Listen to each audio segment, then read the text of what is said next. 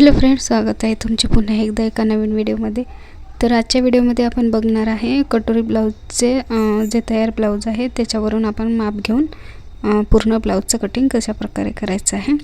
तर हे तयार ब्लाउज आहे, इथे मापाला आलेलं। तर बघा इथे उंची अशा प्रकारे मोजून घ्यायची आहे। तर इथे 12 इंचला एक लाईन कमी येत आहे, पण 12 इंचच घ्यायची आहे आपल्याला। आता इथे छातीचा चौथा भाग या प्रकारे मोजून घ्यायचा आहे आपल्याला। तर इथे 8.5 इंच येत आहे छातीचा चौथा भाग, आणि कमरेचा असं पूर्ण राऊंड मोजून घ्यायचा आहे आपल्याला। तर हे बघा या प्रकारे,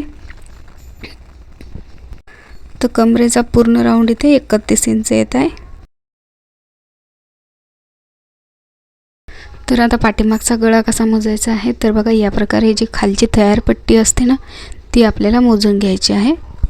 तर हे बघा आता आपल्याला शोल्डरचे माप कसे काढायचे आहे। तर आता हे तयार ब्लाउज आहे, तर याच्यावरून आपल्याला शोल्डरचे माप कसे काढायचे तर या पद्धतीने काढायचे आहे। तर बघा आता इथे समोरचं जे हुक आहे आपल्याला ते व्यवस्थित लावून घ्यायचं आहे, आणि असं व्यवस्थित आपल्याला ब्लाउज ठेवून घ्यायचा आहे। आणि पूर्ण या शोल्डरपासून दोन्ही शोल्डर मोजून घ्यायचे आहे। आपलं किती अंतर आहे, तर इथे 10.25 इंच येत आहे। त्याच्यामध्ये आपल्याला अधिक 1.25 इंच म्हणजे अर्धा इंच अधिक पाव इंच 1.25 इंच वाढवून घ्यायचं आहे। म्हणजे आपल्याला शोल्डर 10.5 इंच घ्यायचे आहे। तर हे बघा आता पाठीमागचा जी गळ्याची खालची पट्टी आहे ती मोजून घेतली आहे, ती तयार 3 इंच आहे। आता 12 इंच उंची आहे, तर इथे 13 इंच घ्यायचे आहे आपल्याला। 1 इंच शिलाईत वाढवून घ्यायचं आहे। तर आता आपल्याला 2 लाईनमध्ये मार्किंग करून घ्यायचं आहे असं। आता इथे आपल्याला शोल्डरचं माप टाकायचं आहे। तर आपल्याला 10.5 इंच शोल्डरचं अर्ध घ्यायचं आहे, इथे 5.25 इंच। तर हे बघा इथे 5.25 इंच मी शोल्डर घेतले आहे। तर डीप गळा आहे, तर तसं आपलं शोल्डर कमीच येणार आहे। आर्महोल इथे बघा जेवढं शोल्डर आहे त्याच्यामध्ये पाव इंच वाढवून घेतला आहे, तर 5.5 इंच आर्महोल घेतले आहे। आणि छातीचा चौथा भाग, आता हा मागचा डीप गळा आहे, तर मी इथे पाव इंच कमी करून घेतले आहे छातीच्या चौथ्या भागात, तर 8.25 इंचावरच मार्किंग केलं आहे। आता आपण शोल्डर एकदम कमी घेतले आहे डीप गळा असल्यामुळे, तर काय करायचं असं पाव इंच आपल्याला आर्महोलच्या राऊंडमध्ये इथे क्रॉसमध्ये द्यायचं आहे, आणि नंतर 1.25 इंचावर आर्महोलचा शेप देऊन घ्यायचा आहे।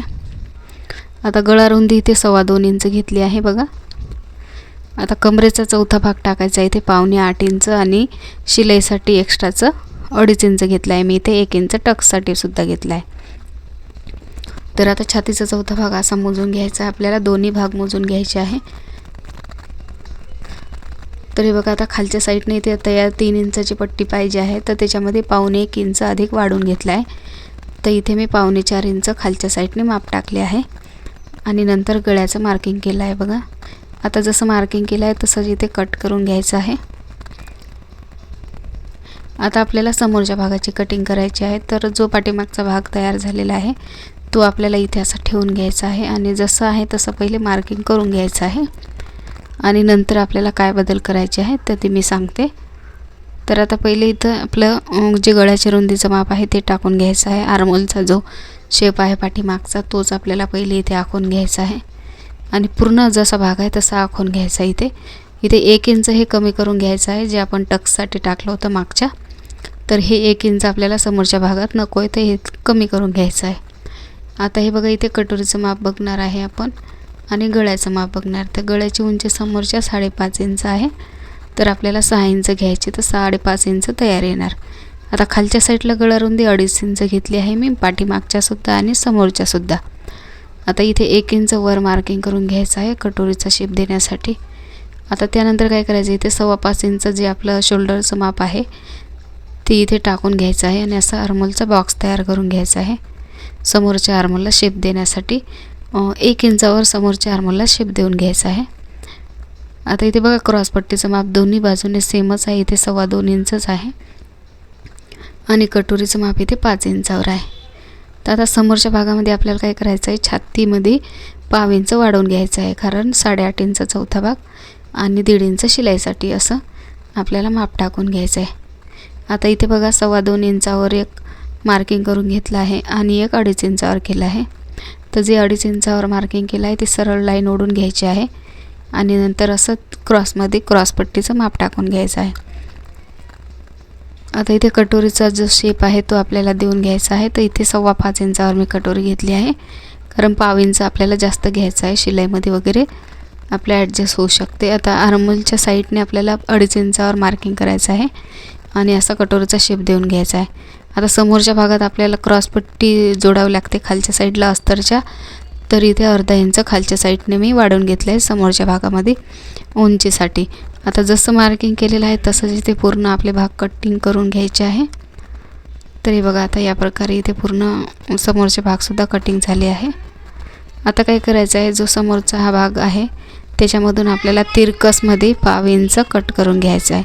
याने काय होणार, आपल्या फिटिंगच्या साईडला अजिबात चुन्या वगैरे येणार नाही, अजिबात झोल येणार नाही.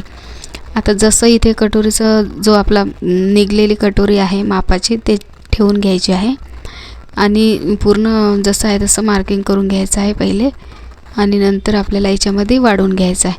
तर आता 34 साईज आहे, तर दोन्ही बाजूने आपल्याला 1-1 इंच वाढवून घ्यायचं आहे. हे बघा, तर हे बघा, आता दोन्ही भाग वाढवून झाले 1-1 इंच साईडने. आता त्यांचं सेंटर काढून घ्यायचं आहे आणि तिथे खाली 1.25 इंच खालच्या साईडने वाढवून घ्यायचं आहे. आता दोन्ही भाग आपल्याला असे तिरकसमध्ये जोडून घ्यायचे आहे बघा. याने काय होणार आहे, कटोरीची फिटिंग एकदम परफेक्ट येणार आहे. आता दोन्ही साईडला 1.5 इंच शिलाईसाठी घ्यायचं आहे वरच्या बाजूने आणि असं खाली वाढवत घेऊन घ्यायचं आहे आपल्याला मिळवत आणि कटोरीचा पूर्ण असा राऊंड तयार करायचा आहे आणि जसं मार्किंग केलं आहे तसंच इथे कट करून घ्यायचं आहे. तर हे बघा, आता हे कटोरीचा भाग आपला तयार झालेला आहे. तर हे कपडा खूप एकदम पातळ आहे आणि याला खूप प्लेट्स पडलेले आहेत. आता याच्यावर प्रेससुद्धा करू शकत नाही, कारण की जर प्रेस वगैरे केली तर भीती वाटते कापड जळून जायची. तर त्यासाठी मी इथे प्रेस केलेली नाही आहे. आता बघा, हे अस्तरचा कपडा कमी होता तर त्यांनी काय केलं आहे, इथे 2 ब्लाऊज पीस दिले आहे. तर एक या कलरचा दिला आहे, एवढाच पीस दिला आहे. तर याच्यामध्ये आता आपण बाही कटिंग करणार आहे. तर बाही कटिंग करण्यासाठी आता इथे पहिले बाही मोजून घ्यायची आहे तयार ब्लाऊजची. तर हे 8.5 इंच बाहीची लांबी आहे आणि जो बाहीचा दंडघेरा आहे ते 4.25 इंच आहे. तर आता 8.5 इंच आहे, तर आपल्याला 1 इंच वाढवून घ्यायचं आहे. 9.5 इंच टाकलं आहे आणि बाहीची जी कॅप हाईट आहे ती इथे 3.5 इंचावर घ्यायची आहे, कारण बाहीची उंची जास्त आहे. आता या प्रकारे इथे कॅप हाईट दिल्यावर आपल्याला असा बाहीचा शेप देऊन घ्यायचा आहे. आता दंडघेरा टाकायचा आहे इथे 4.25 इंच आणि 1.5 इंच शिलाईसाठी घ्यायचं आहे आणि क्रॉसमध्ये असं मिळवून आपल्याला इथे कट करून घ्यायचं आहे जसं मार्किंग केलं आहे तसंच. आता समोरच्या भागाला शेप देण्यासाठी काय करायचं आहे, इथे 2 भाग असे मागे ओढून घ्यायचे आहे 1/2 ते 1.25 इंचावर आणि साईडने जो बी कपडा इथे निघतो तो आपल्याला कट करून घ्यायचा आहे. तर कोणत्या बाहीसाठी आपण असा शेप देऊ शकतो, एकदम परफेक्ट शेप येते आणि व्यवस्थित कुठेही समोरच्या भागाला बाहीमध्ये किंवा आर्महोलमध्ये अजिबात प्लेट्स येत नाहीत. तर हे बघा, या प्रकारे आपली बाहीची कटिंगसुद्धा झालेली आहे.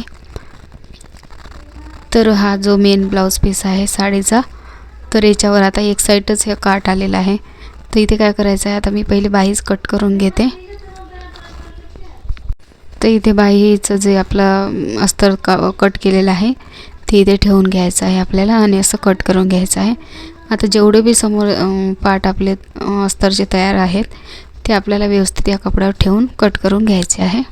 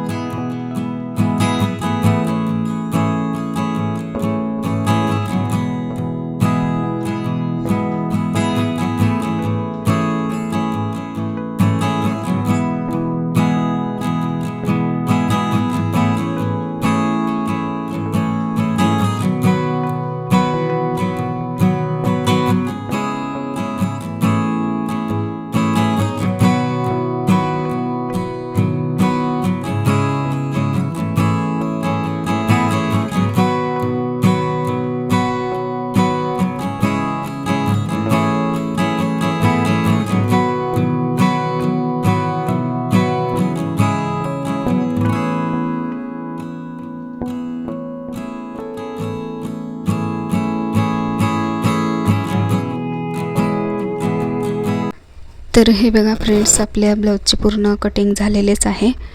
तर याच प्रकारे अधिक नवीन व्हिडिओ पाहण्यासाठी तुम्ही माझ्या चॅनलला सबस्क्राईब करा आणि हा जर व्हिडिओ आवडला असेल, तुम्हाला काही महत्त्वाची माहिती वाटली असेल, तुमच्या थोडीशी जरी उपयोगी होत असेल, तर प्लीज माझ्या व्हिडिओला लाईक करा आणि असेच नवीन व्हिडिओ पाहण्यासाठी माझ्या चॅनलला सबस्क्राईब नक्की करा.